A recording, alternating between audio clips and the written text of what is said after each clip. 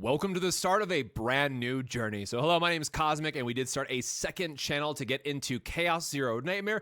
If you follow me on Twitter, I've been very excited about this game, but for myself, I've been covering TCG related content for the last 10 plus years on YouTube and Twitch, and Chaos Zero Nightmare, being primarily a deck building game at its core, really caught my attention and something that I just want to, if it's good, probably make a lot of content around. I am very excited to dive into this one and see everything that the devs have to offer. So for the new channel and as a kickoff, I'm just going to cover what we know so far a couple nights before leading into the closed playtest, which we did get accepted for. So if you want to see everything live as soon as it's available, I will stream it at 10 p.m. Eastern on my Twitch channel and have all the updates and go through it. And who knows what we're going to expect. And then, of course, I will be covering videos later on once I am back from Bandai Card Games Fest Dallas that I'm working as a caster. So a lot more to come in the future for this game. But as I mentioned, I want to start a new channel, keep it separate from more of the TCG stuff. I will still be uploading over there as well, but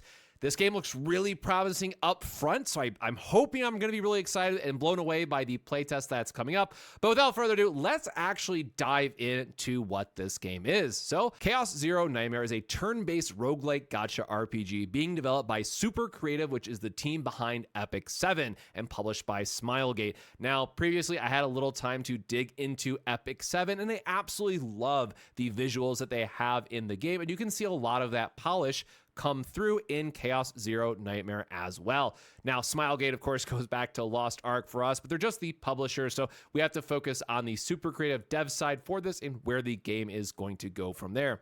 Now, Chaos Zero Nightmare combines multiple genre elements, primarily deck building and roguelite and the traditional RPG character collection and growth that we see in, say, MiHoYo games. So this sounds like a strange mix-up to pull from, but when you really boil it down, as I mentioned, it's like Slay the Spire meets MiHoYo or Darkest Dungeon meets MiHoYo games, depending on where you come from.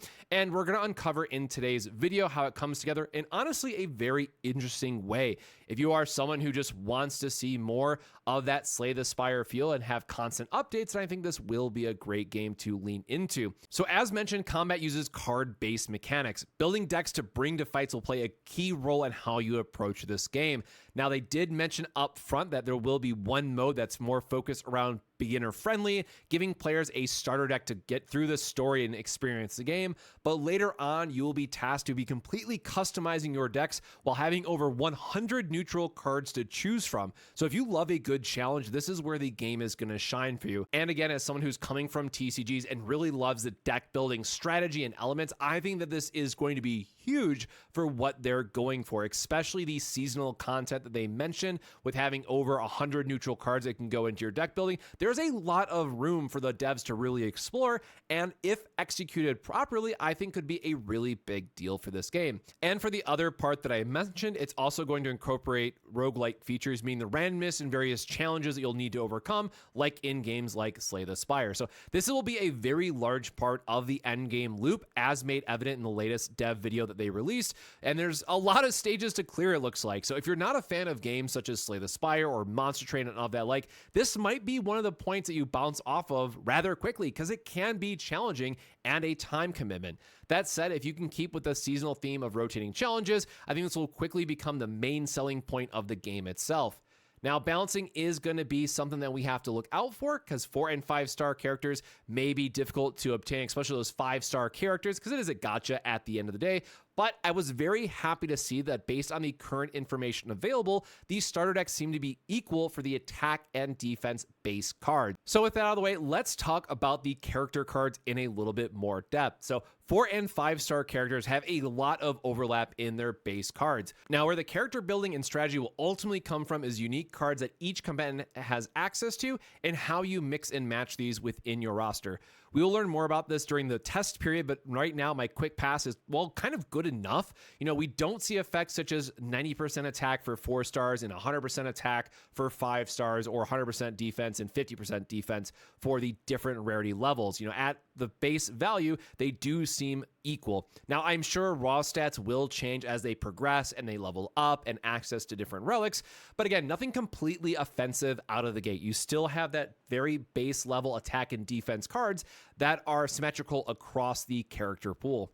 Now, playing with the same characters can get boring if you're stuck with the same kit in every single time, like in other gacha games, but the neutral cards that I mentioned earlier for deck building that they talked about in the dev interview, I believe will really help out in this area. Now, we'll have to wait and see how much extra deck building customizations that we will get as the game progresses, but I'm really looking forward to this aspect of it. So once we get the chance to check out the other characters in depth and everything is 100% confirmed with the upcoming playtest, my opinion might change, positive or negative based on what we have. But at least for right now, if I was to be asked what is my favorite character to start with or based on the card pool that we have, I would have to say Magna, because right now having a high defense character that can help you push through content and make it a little bit easier is definitely going to be a key thing to look forward to.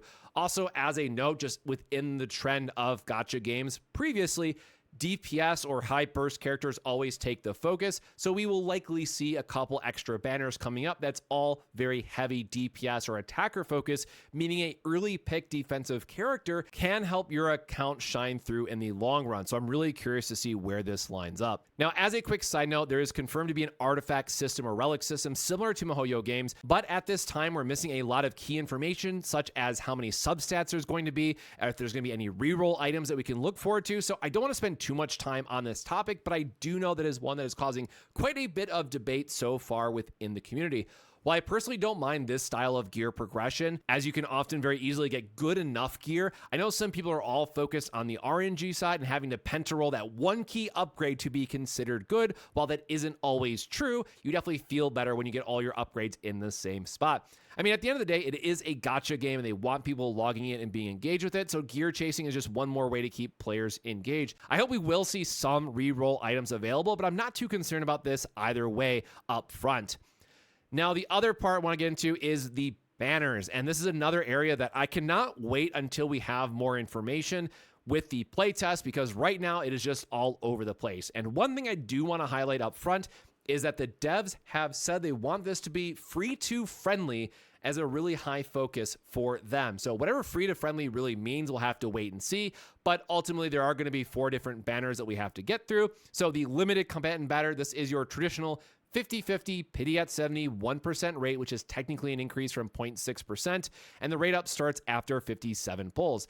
Meaning more or less as it averages out, you're likely going to hit around 60 pulls. But again, that is still a lot of resources invested just to potentially miss out on your key character that you're looking forward to. Now, of course, how good this really is or not will come down to exactly what the devs meant by that free-to-friendly, how much they're going to lean in and be more on the generous side and give us a bunch of currency. And they did make this note about they're putting a lot of work into the art direction. So I could also see them kind of leaning in this direction of saying, hey, we spent so much time and effort on our 2D models and all the custom upgrades and stuff, so please, pay more for the rolls.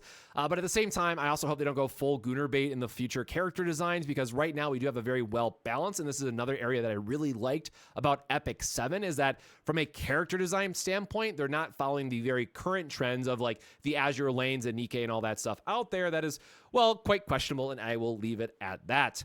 Now, getting from there, we have our limited partner banner. Think of this as your weapon banner. Now, the one part that we're still waiting to see for this one in particular, in a previous test, it was confirmed that there's going to be a 100% chance at your pity, meaning you go to pity, you're going to get it guaranteed. Other people have reported 50-50, so this one is up in the air. I don't want to talk about it too much, but they said there was no weapon banner, but this is effectively a weapon banner, just looking a little different.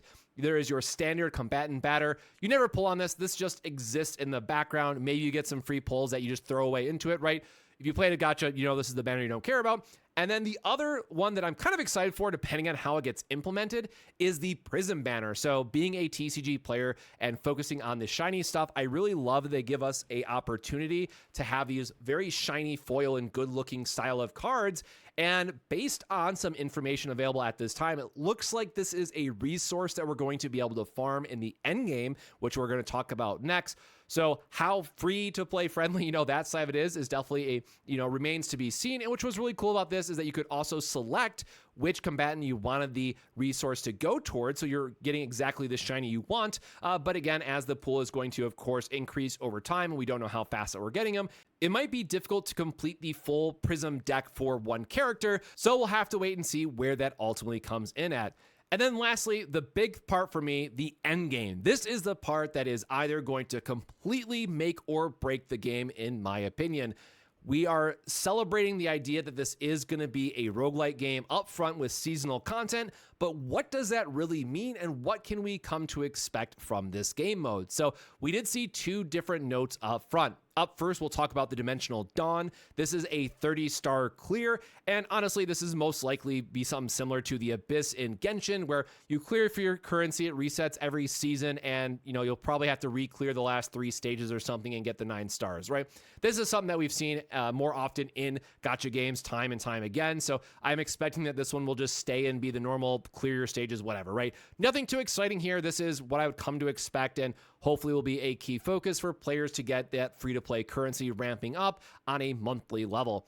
Now, the interesting part about this really is going to be about the Chaos Manifestation and Zero system. This is the big draw in everything we've waited for. Chaos Manifestation is the entry point to the roguelike mode, starting as low as level 7, where Zero system will be the main focus of the end game at level 40 plus, as we've seen some early previews. This is a great way for players to explore early on if this mode is something that they enjoy and want to engage in, as it's clearly baked into Chaos Zero Nightmare from the very start. There's also multiple levels of each that you'll need to clear for rewards as a power-up in difficulty. As you can see, the length of this mode seems to be long, with a boss at the very end. Picking your path will allow you to run to fights, find a shop to upgrade some gear with, or even place to rest and restore a little bit of health. Again, for those that are familiar with games like Slay the Spire or Darkest Dungeon, you'll be right at home with this layout. As you clear, not only will your team get stronger from XP, resources, and all that, you get to keep your save data to have enhanced characters to dive in during the next run. Get a sick card upgrade during the run, keep using that in future missions. Maybe you low-rolled and want to try again. Go in with a new team and get even better upgrades to fight with it again. This is where the bulk of your time will most likely be spent in Chaos Zero Nightmare, and as someone who loves this gameplay loop, I cannot stress enough how excited I am to dive into this. Now, there's a few other areas of Chaos Zero Nightmare that we're still waiting to get more information on, but this is a high-level view of all the reasons why I'm excited for the game. Will this be the next gacha that I spend thousands of hours on grinding away to get those perfect min-max builds, or will the endgame fall short of my expectations? We'll find out either way in just a few days. Now, again, I do plan on streaming the game Wednesday night at 10 p.m. Eastern when it goes live, but I'll be leaving for Dallas, as I mentioned, shortly after, so I'm going to be uploading more videos when I get back from the event to give my first impressions. But if you want to see more Chaos Zero Nightmare content and new player guides, make sure to subscribe for the next video update. I'll also be trying out a zero pull account to truly test the limits of free to play, but for my main account, I am a light spender, so you can expect like monthly cards and a little bit of showcasing new characters as I get them. For those who are able to get in the limited playtest, I hope you have a great time, and to everyone else, don't worry, as I'm sure the launch of the game is right around the corner. So until next time, my friends, stay safe, stay hydrated, and we'll see you in the next one. Cheers.